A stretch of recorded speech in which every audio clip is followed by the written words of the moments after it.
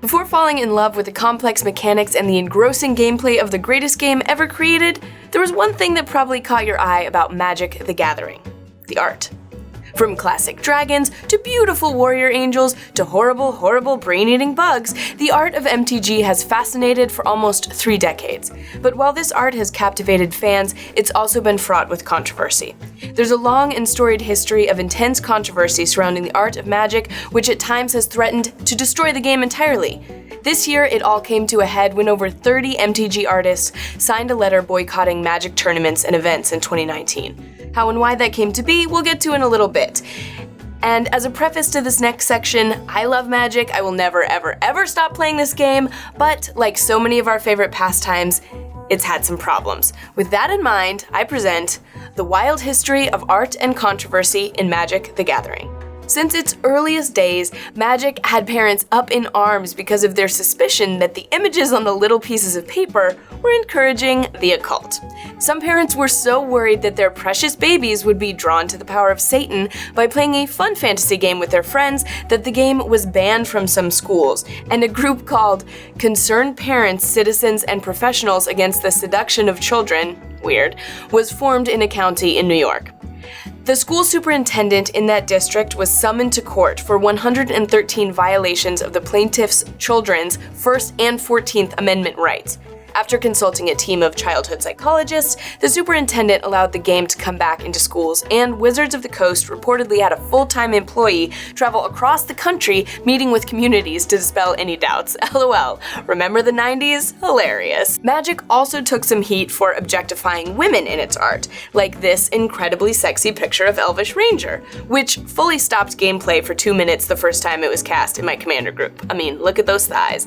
Magic director Mark Rosewater had publicly stated that the company has been making conscious moves to make the MTG environment a more female-friendly one, and that includes creating depictions of female characters showing less skin and more ass-kickery. In light of this controversy, the company has noticeably moved to include more images of respectful diversity and less images that look like pinups. While it's been noted that men are objectified in the cards as well, the public outcry has been surprisingly sparse over the objectification of sexy Leonin with way too many abs.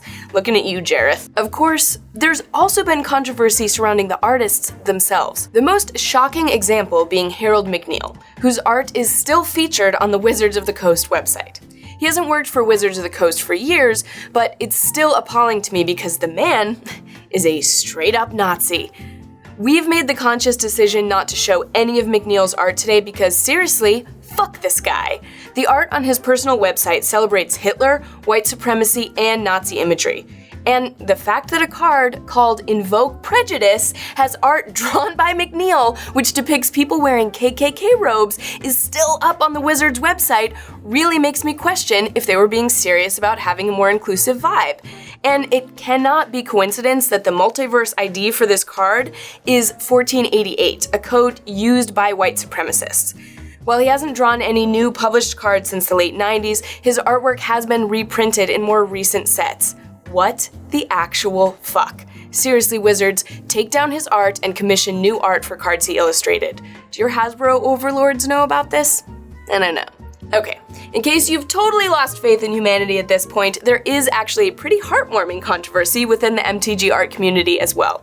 The strange and incredible story of Tim Hildebrand and Greg Hildebrand, twin brothers who both illustrated cards for Wizards of the Coast. They also painted the original UK release poster for a little-known cult sci-fi movie franchise called Star Wars. However, they caused controversy in the Magic community when Tim Hildebrand suffered a stroke in 2003. Co-creator Greg chose to protect his brother's career by hiding the fact from the professional art world in hopes that Tim would heal and eventually come back to work. Tim sadly passed away in 2006 before having a chance to create more Magic cards, but Greg continues to create wonderful work. MTG art collectors now debate who the true artist behind some of their most famous cards are, and whether or not Tim's signature on certain cards is authentic. I think it's a kick-ass and heartwarming story about brotherhood, and answers the question of, do twins pull switcheroos in real life like they do in the movies? Yes. Yes, they do. Now that we're caught up with the tawdry history of controversies surrounding the art and artists of MTG, let's talk about what happened this past year in the MTG art world, namely the artist boycott of Magic Fest. the massive multi-day tournaments held all over the world where players can compete for cash prizes and qualify for the Pro Tour used to be called Grand Prix. The tournaments have recently been redubbed Magic Fest, a name which has gotten plenty of blowback from both players who think it sounds dumb, they're right, and a group in the Midwest who already had an event called Magic Fest. Oh, there's also a group of magicians in Edinburgh who explicitly asked Hasbro to stop using the name as soon as the change was announced.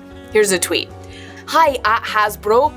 We're a bit concerned that the name of an event, Magic Fest, we believe you to be associated with, will cause confusion between our audiences. We already use this name in association with our entertainment event. Please advise to whom we should speak to in your company. At Magic Fest. We're not sure what became of this request, but we can guess not much, because Wizards of the Coast has not changed the name, unfortunately. It seems that the event names were changed to Magic Fest to bring more attention to the convention-like aspects of the events, such as cosplayers, media guests, vendors, and, you guessed it, visiting artists coming to meet fans. Which is funny because the treatment of guest artists at MTG events has seriously changed over the past few years, and not in a good way. According to artist accounts like this one from the artist Darkin, invited artists were previously compensated with flights, hotel rooms, a few meals, and space large enough to hold their art safely and comfortably meet fans, sign cards, and sell prints and merchandise if they wanted to. But artist treatment declined in the past few years, even though the popularity of the card game has continued to grow. Seriously, you can stop by the Burger King near my house on Friday nights. It's popping off with Magic players. The number of official Magic tournaments has more than doubled, with an estimated 19 events in 2009 to 47 official events being held worldwide this year. Despite this trending growth, artist amenities at Grand Prix and Magic Fest are at an all-time low. Many events no longer offer hotel rooms, meals, or any compensation for flights. The tables artists are offered are much smaller, though you can upgrade to a larger spot for a fee.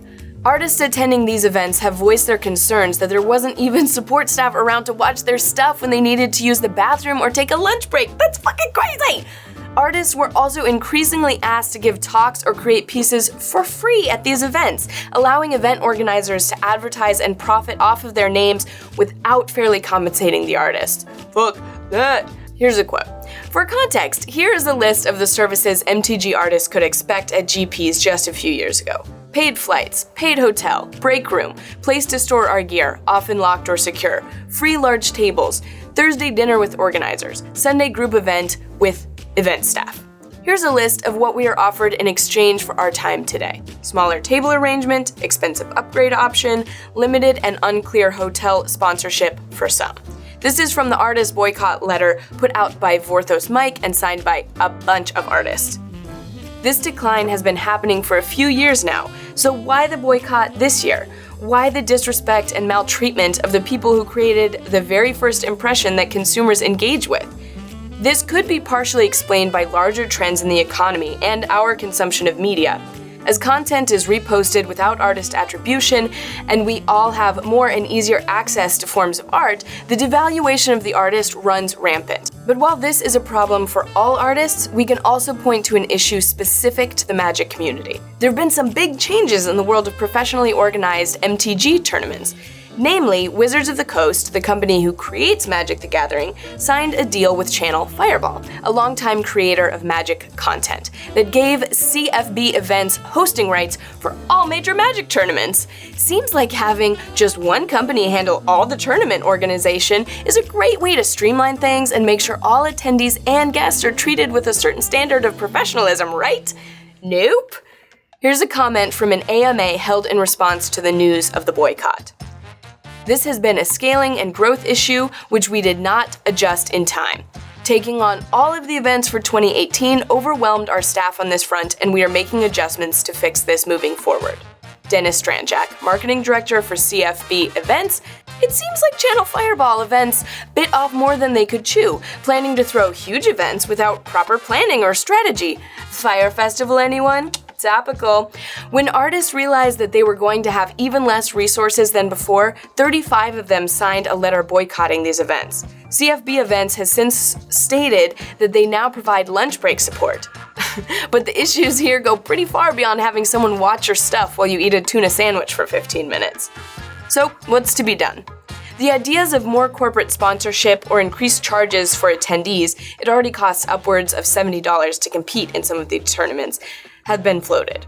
But just like calling your senators, it seems like the best course of action is to reach out to CFB and Wizards of the Coast directly.